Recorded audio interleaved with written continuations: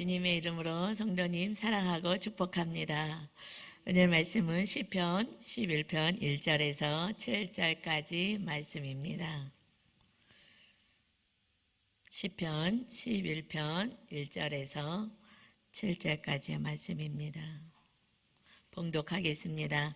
내가 여호와께 피하였거늘 너희가 내 영혼에게 새같이 내 산으로 도망하라 함은 어찌함인가. 악인이 활을 당기고 화살을 시위에 먹이며 마음이 바른 자를 어두운 데서 쏘려 하는도다. 터가 무너지면 의인이 무엇을 하랴.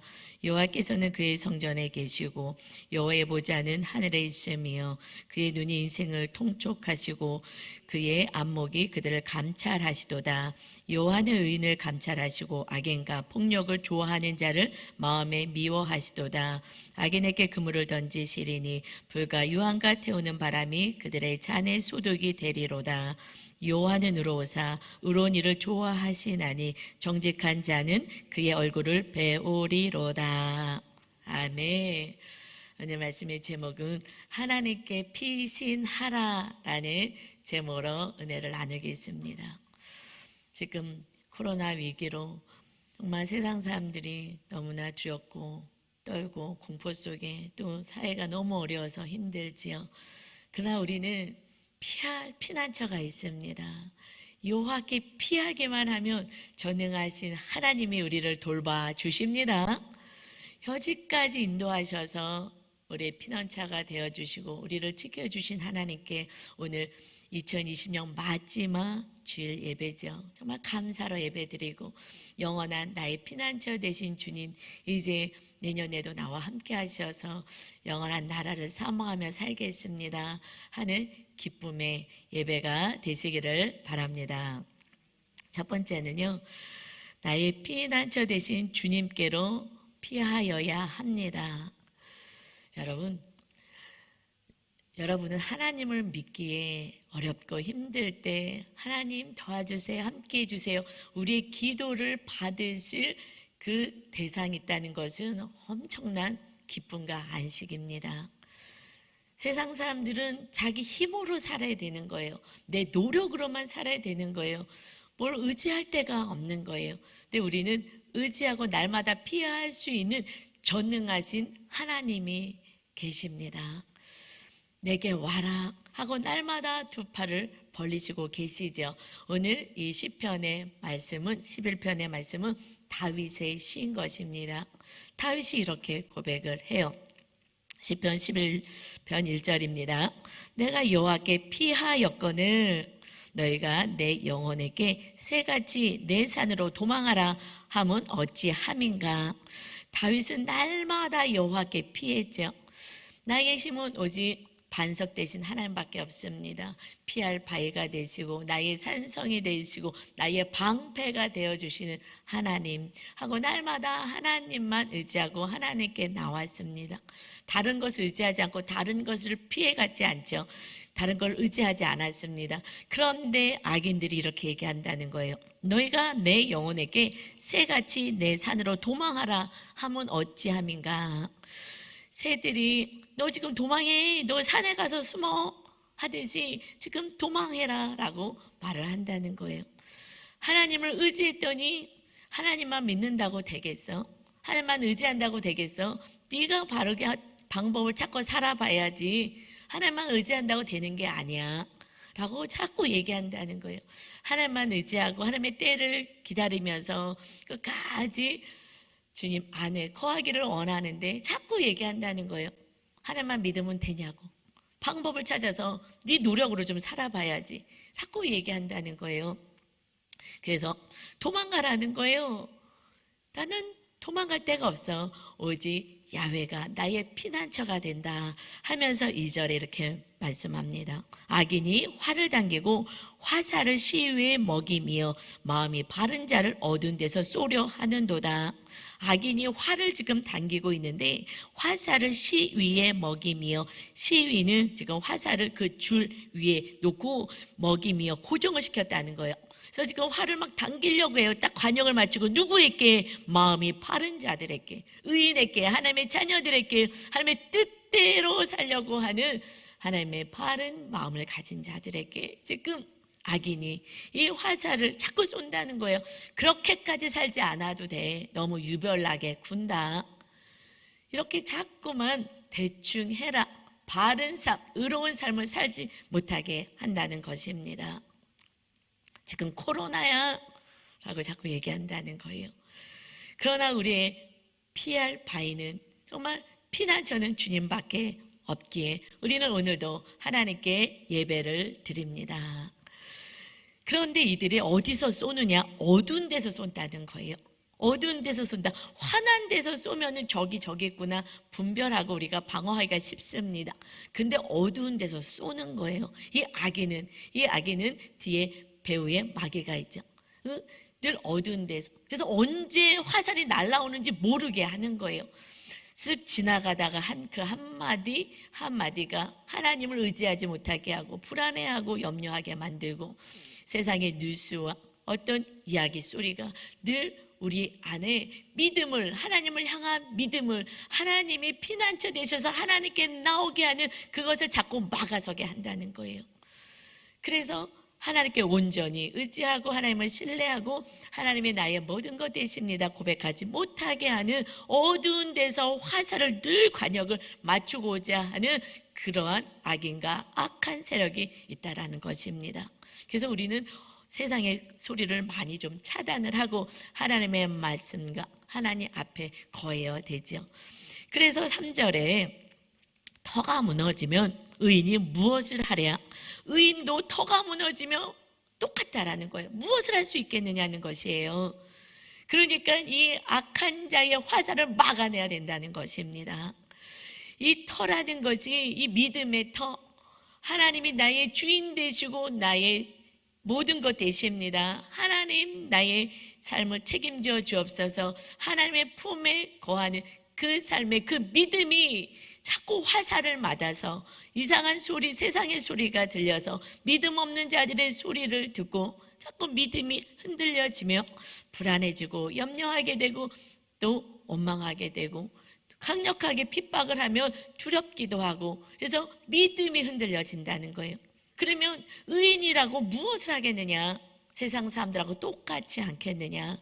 그래서 예배소서 6장 11절에는 하나님의 자녀들은 전신갑주를 입어야 돼.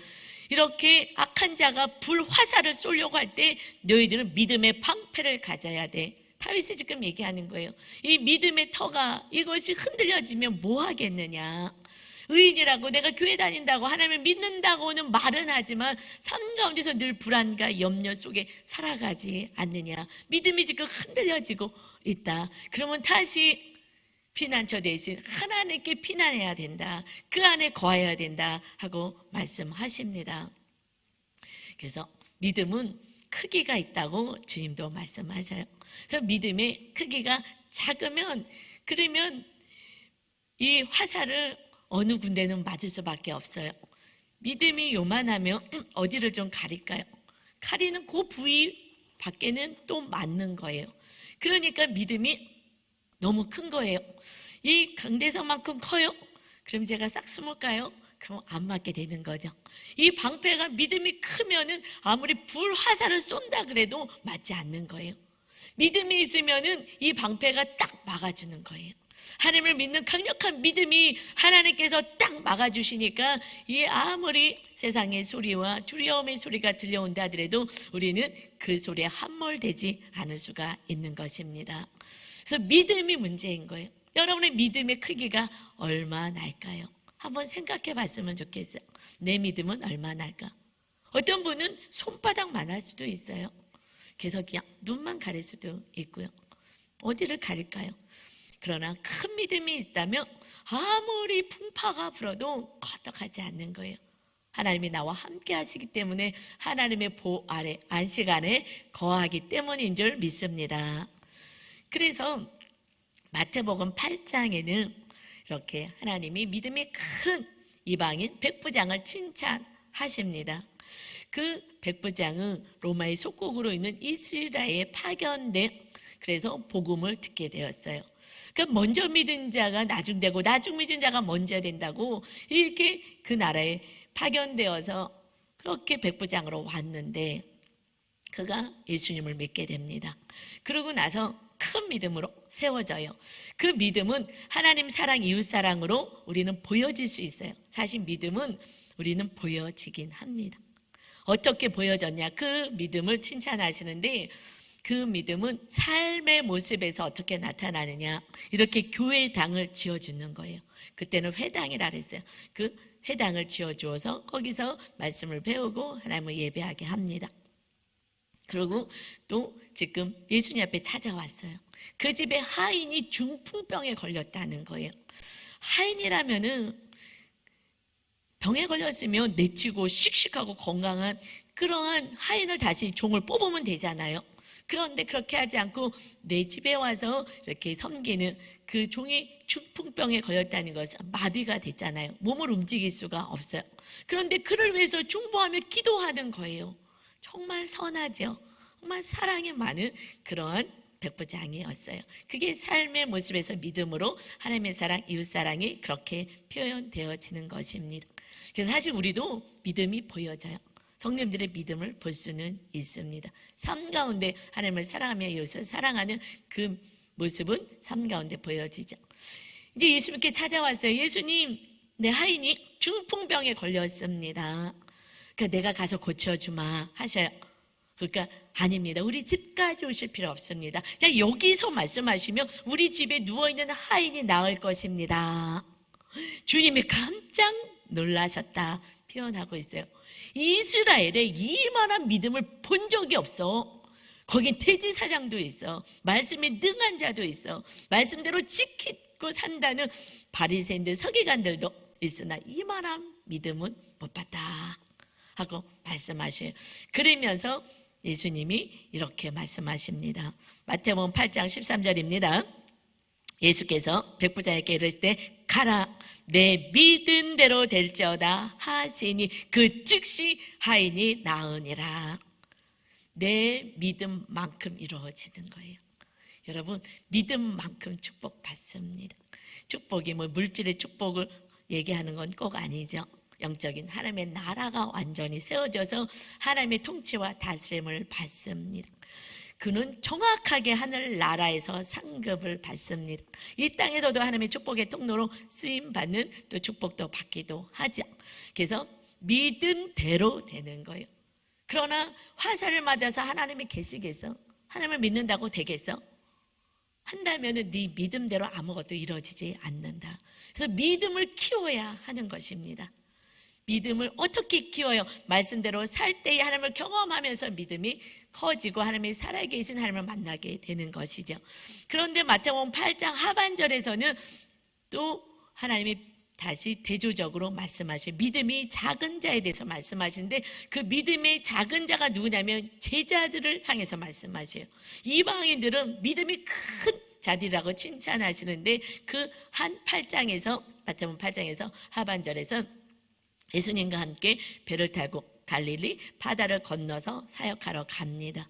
그런데 그곳에 가는데 배에 바람이 막 불더니 풍랑 일면서 이제 물이 들어오기 시작했죠. 그렇게 두려워지기 시작합니다.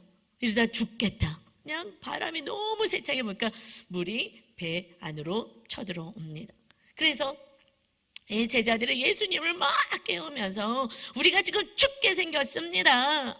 우리를 구원해 주세요 라고 예수님을 흔들어 깨웁니다. 정말 죽을 것 같다고. 왜 우리를 죽게 놔두시냐고. 그러니까 예수님이 일어나시면서 이렇게 또 말씀하셔요. 마태복음 8장 26절 27절입니다. 예수께서 이르시되 어찌하여 무서워하느냐.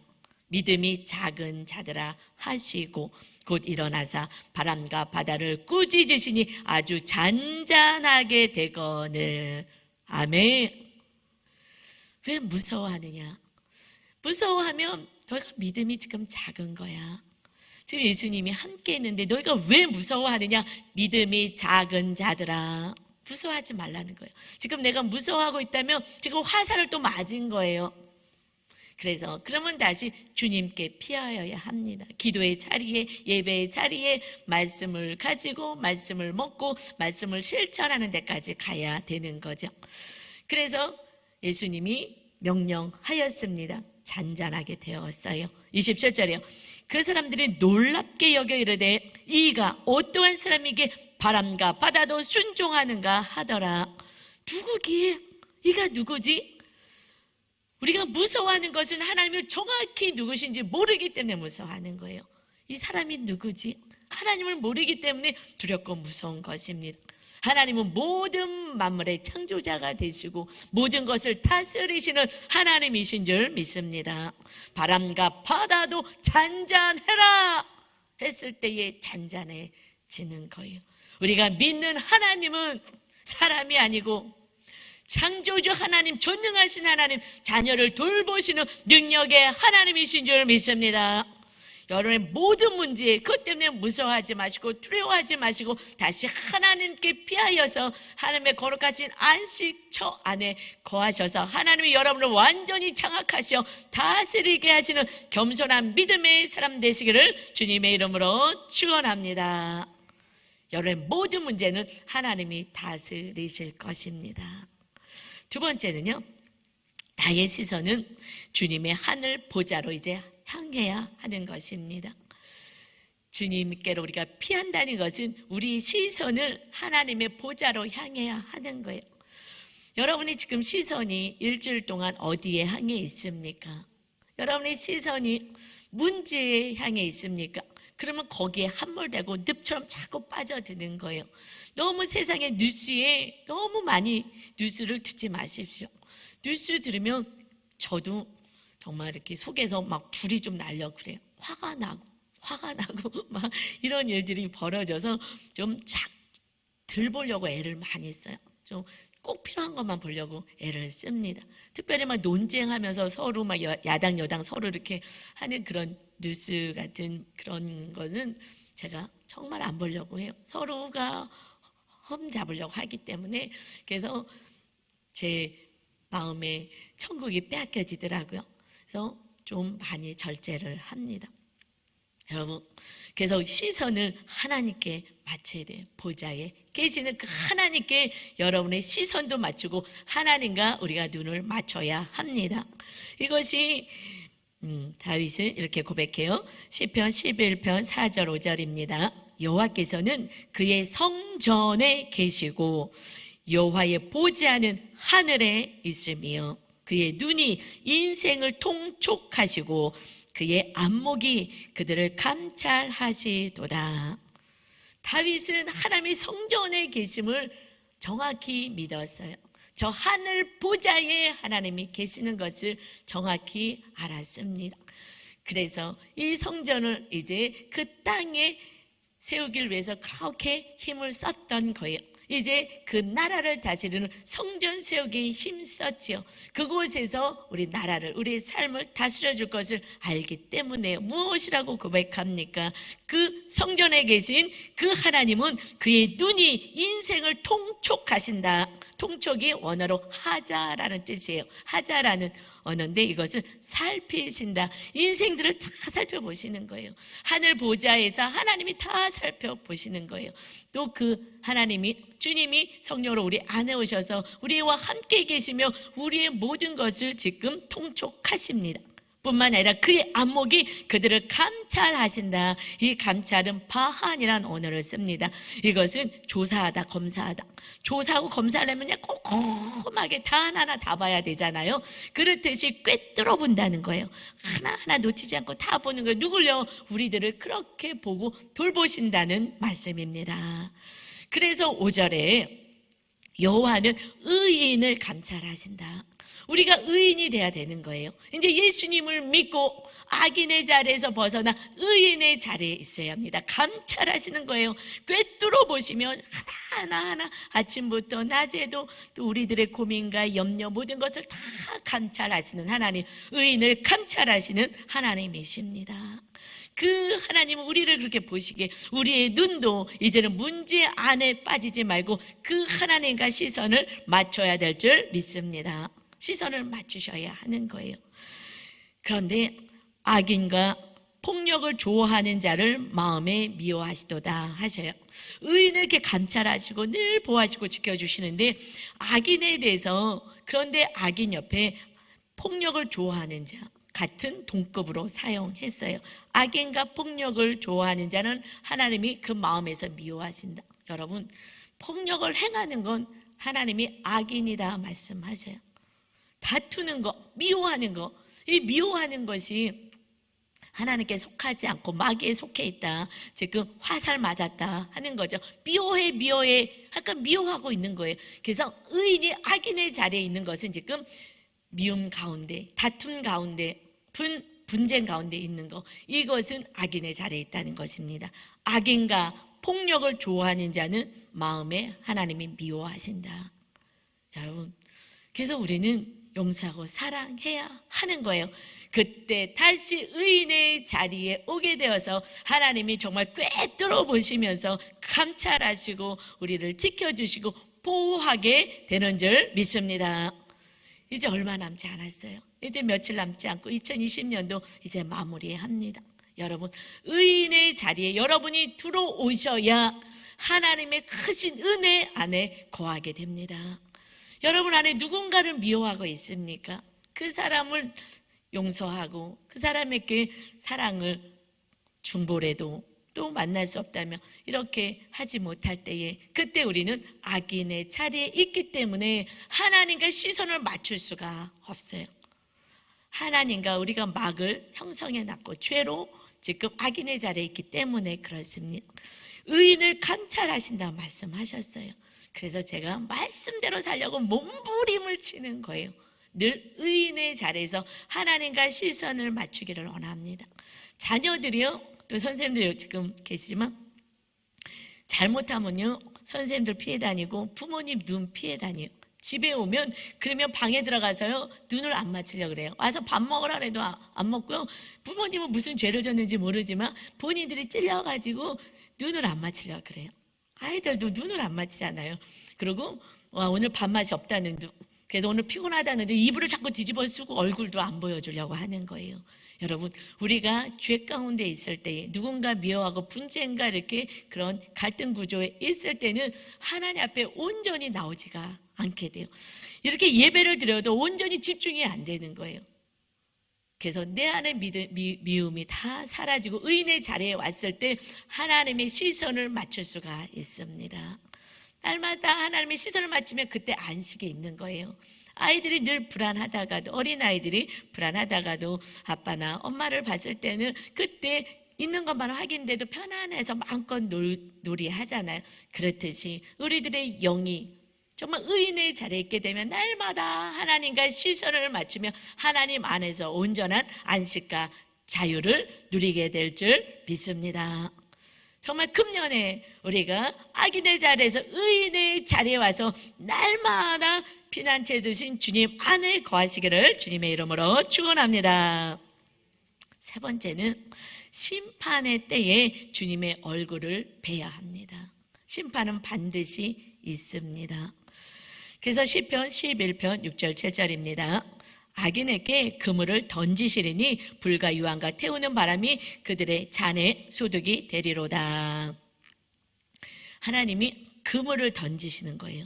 그물에는 빠져나갈 수가 없어요. 악인들이 도망갈 수가 없습니다. 그물로 다 그들을 모아서 불과 유황과 그 태우는 바람으로 그들의 잔, 축복을 받고 싶어하는 그곳에, 손을 벌려 있는 그곳에 그 심판의 유황불에 삶을 임하는 그의 삶 가운데 그러한 심판의 불이 임하는 삶을 살게 될 것이다. 정말 잘 되기를 원하지만 악인의 삶에는 그들이 잘 되기를 원하는 그 삶 가운데 심판의 유황불이 임하게 되어서 그들의 잔에 소득이 될 것이다. 우리는 축복의 잔을 기대하고 있지만 악인들은 결국 심판을 당한다는 거예요. 이것은 지금 예수 믿지 않은 자들은 말할 것도 없지만 이 성경은 하나님의 자녀들에게 주시는 말씀이죠. 내가 지금 의인의 자리에 있지 않는다면 너희들은 무슨 소용이 있겠느냐. 믿음이 다 없어서 하나님에 대한 믿음도 없고 터가 흔들려서 믿음도 다 없어진다면, 그리고 악인의 자리에 있다면 무슨 소용이 있겠느냐 말씀하십니다. 그러면서 7절에 여호와는 의로우사 의로운 일을 좋아하시나니 정직한 자는 그의 얼굴을 배우리다. 하나님은 의로우신 선하신 하나님이시죠. 그래서 하나님은 의로운 일을 행하는 자, 의인을 기뻐하십니다. 정직히 행하는 자, 말씀대로 행하는 자를 하나님이 기뻐하시고 하나님의 얼굴을 뵙게 되는 은혜가 있다는 것입니다. 지금 다윗의 시편인 거예요. 다윗의 인생이 이런 고백을 어떻게 합니까? 우리가 이렇게 살아내며 우리가 손뼉을 치고 맞습니다, 맞습니다, 맞습니다 할 수 있어요. 그런데 이렇게 우리가 살지 않는다면 잘 모르겠다. 그래서 우리는 살아가는 사람이 하나님의 말씀이 정말 정확하게 해석이 되고 이 말씀의 은혜가 그대로 입혀집니다. 사울왕은 초대 왕이었잖아요. 다윗이 뭐 잘못한 것도 없고 그 나라를 위하여서 백성을 위하여 하나님을 위하여서 그래서 골리앗을 물리쳐서 이긴 것밖에 없는데 그 정말 귀하게 거기서 최고의 장관으로 세워서 군대 장수로 세웠으면 좋았을 것을 그 다윗을 죽이는 일에 사울 왕은 힘썼어요. 그런 하나님을 믿는 자, 처음에는 겸손히 믿는 자였어요. 나 같은 자가 무슨 왕이 됩니까? 할 정도로 겸손한 자였어요. 그래서 하나님의 그를 뽑으셨습니다. 그런데 그는 악인의 자리에 점점점 가는 거예요. 다윗을 미워하기 시작하는 거예요. 다윗을 점점점 미워하며 왕이 되면 어떡하지? 백성이 다윗을 좋아하는데 그러나 하나님의 권세가 하나님이 주시는 자리가 있습니다. 그런데 이 다윗을 점점점 미워하며 악인의 자리에서 폭력 쓰기를 힘쓰는 거예요. 그를 죽이려고 하고 미워하고 그를 없애버리고자 합니다. 우리가 없애버리고자 하는 것은 자꾸 헤어지려고 하는 거잖아요. 자꾸 분열하고 널 안 보겠다고 하는 거잖아요. 이것이 지금 죽이겠다고 하는 거와 같은 거잖아요. 너 보기 싫어, 안 보겠어. 이것이 완전히 끝장내자는 거잖아요. 이 모습으로 지금 살아갔을 때에 결국 하나님께서 심판해 그는 그래서 그 왕위를 굳건하게 세워서 내 자손들이 자자손손 왕가의 자손이 되기를 원해서 그 소득의 잔을 지금 기다리고 있는데 그곳에 불심판이 임하여서 블레셋과의 전쟁에서 아들들과 함께 다 같이 죽게 되는 가문의 몰락을 봅니다. 그런데 목동에 불과했던 다윗은 도망만 다녔어요. 다윗은 늘 힘드니까 그러니까 하나님만 의지하고 하나님 도와주세요. 나는 아무도 없어요. 정말 집에서 발 뻗고 잘 수도 없어요. 나를 죽이겠다고 이렇게 힘들게 나를 괴롭힙니다. 그러나 하나님 다 아시죠? 다 보고 계시죠? 나는 하나님밖에 없습니다. 늘 하나님만 간구하고 하나님께 피하고 또 한 번은 두 번이나 그를 죽일 수 있는 기회가 돼서 이 부하들이 죽이겠다. 이건 하나님의 뜻이라고 사람들은요 우리를 속이게 만들어 유혹시키는 거예요. 그래서 나를 위한다고 하는 그 말이 죄를 범하게 합니다. 그래서 우리는 누구 얘기도 안 들어야 돼요. 오직 하나님의 말씀만 들어야 돼요. 나를 사랑한다고 하는 사람이 오히려 유혹을 하는 거예요. 그래서 부하들이 하나님이 주신 기회입니다. 그런데 그것을 그대로 행하지 않고 하나님의 말씀대로 기름 부은 종을 내가 어떻게 할 수는 없는 것이다. 말씀대로만 정직하게 행하는 것입니다. 이 부하들이 떠날 수도 있어요. 뭐 이런 바보 같은 리더가 있어? 떠날 수도 있어요. 상관없습니다. 하나님이 왕으로 세우고 하나님이 축복하시고 하나님이 축복의 잔을 넘치게 하시기 때문에 다윗은 하나님이 함께 있는 게 중요한 것이지 그 어떤 것도 이 세상의 왕도 중요하지가 않았어요. 그래서 부하들이 왕의 자리로 세우겠다고 저 사울왕 죽이고 왕으로 추대하겠다 그래도 안 된다 그랬어요. 나는 세상의 왕이 되는 것이 아니라 나는 하나님과 함께 하길 원한다. 하나님이 얼마나 기쁘시겠습니까? 이것이 우리들의 삶이 돼야 되겠죠. 다윗은 이렇게 살았어요. 그랬더니 목동에 불과했던 다윗을 정말 그의 잔이 넘치게 하는 왕의 자리에 임하게 되고 그를 통하여서 다윗의 후손으로 예수 그리스도가 탄생하게 되는 놀라운 은혜의 축복의 통로가 된 줄 믿습니다. 마침내 여호와의 얼굴을 보는 자가 되었습니다.